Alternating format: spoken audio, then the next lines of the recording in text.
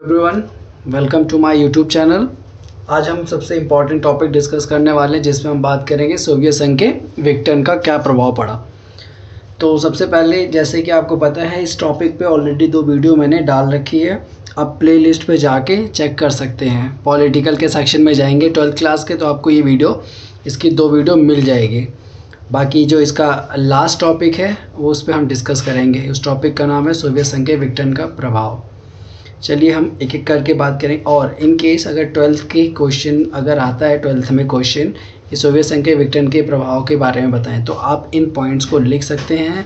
You don't need to write anything, कुछ भी extra लिखने की ज़रूरत नहीं है। 1 2 3 4 5 6 7 8 पॉइंट्स हैं। थोड़ा इसमें बेसिक्स है कि कौन से डेट को विघटन हुआ और कौन उसके राष्ट्रपति थे और क्यों, मतलब थोड़ा सा इन्फो है। बाकी आप direct point two point answer लिख सकते हैं जिसमें आपको पूरे मार्क्स मिल जाएंगे और साथ में ये टॉपिक कवर हो जाता है।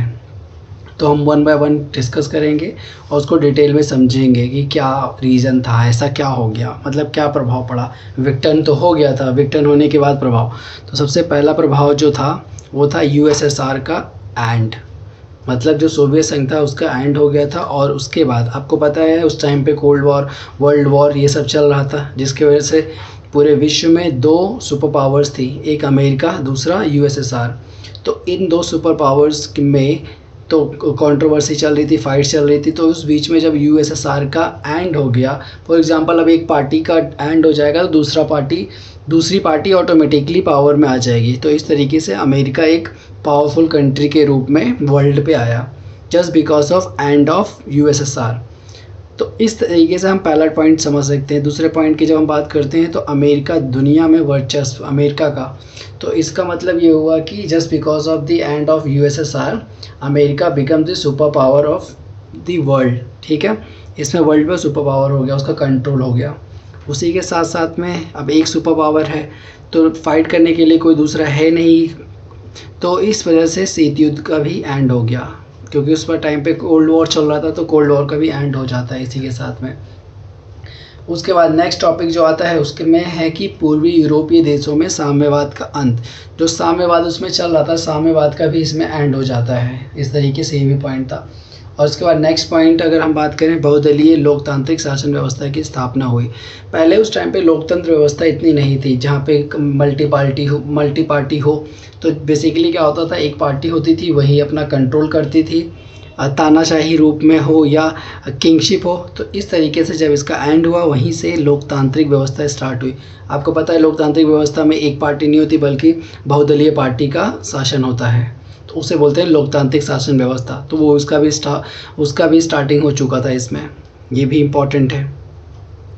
और अगर इसके बाद नेक्स्ट टॉपिक जो है, नेक्स्ट टॉपिक ये था कि नेशन जो तृतीय विश्व युद्ध था, जो थर्ड नेशन था, उनको काफ़ी बैड इम्पैक्ट पड़ा। क्यों पड़ा? क्योंकि यूएसएसआर कोई छोटी कंट्री नहीं थी, काफ़ी अच्छी थी, जिसकी economic, military and technique in चीज़ों में काफ़ी डेवलप था, तो बाकी देशों की हेल्प करता था। जस्ट बिकॉज ऑफ एंड तो इसमें भी प्रॉब्लम आई, ये भी एक काफ़ी इम्पोर्टेंट फैक्टर्स था। इसके बाद नेक्स्ट जो था वो नौ उपनिवेशवाद के खतरे का सामना करना पड़ रहा था। तो इस वजह से क्या हुआ कि इसके एंड के बाद में नौ उपनिवेशवाद जो था उसके खतरे का भी सामना करना पड़ा था। किसको? उन राज्यों को, उन विश्व के देशों को जो काफ़ी छोटे थे, उनको ये सामना करना स्टार्ट हो गया, ये भी। उसके बाद जो लास्ट टॉपिक अगर हम बात करें उसमें है विश्व में लोकतांत्रिक प्रक्रिया को बढ़ावा मिला। यहीं से विश्व में लोकतांत्रिक प्रक्रिया का स्टार्टिंग हो गया था।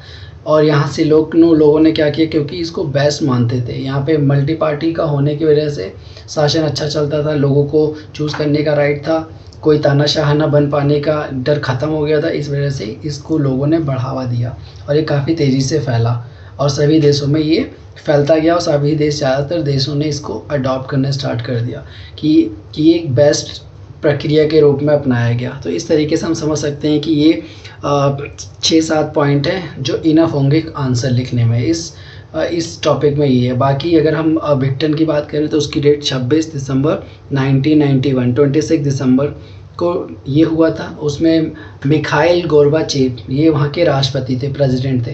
तो ऐसा भी माना जाता था कि जो इनका कार्यकाल था राष्ट्रपति का, मिखाइल का, तो इनके कार्यकाल के स्टार्टिंग के टाइम से ही विघटन की प्रक्रिया शुरू हो गई थी। मतलब कि कुछ ऐसे रीजन्स आने लगे, इकोनॉमिक कंडीशन इनकी डाउन होने लगी 10% जो कि काफ़ी पावरफुल थे, बट ऐसे कुछ रीजन्स आने लगे जिनकी वजह से ये डिक्लाइन टोटली इसका एंड हो गया और उसका ये प्रभाव था।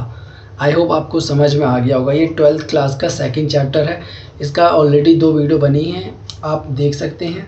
और इसके बाद नेक्स्ट जो चैप्टर होगा वो 12th क्लास की अगर आप में से कोई 11th या 12th क्लास का स्टूडेंट है तो उसको यहाँ पे काफ़ी वीडियोस मिलेंगी, लाइक पॉलिटिकल, हिस्ट्री, ज्योग्राफी, जिससे कि उसकी प्रिपरेशन बेस्ट हो और ज़्यादा से ज़्यादा टॉपिक कवर होगा और काफ़ी डिफाइंड हो, जिससे कि आपको आंसर लिखने में बेस्ट हो। तो नेक्स्ट वीडियो में हम नेक्स्ट टॉपिक डिस्कस करेंगे, इंपॉर्टेंट टॉपिक जो कि आपकी प्रिपरेशन को बेस्ट बनाए। मिलते हैं नेक्स्ट टॉपिक में।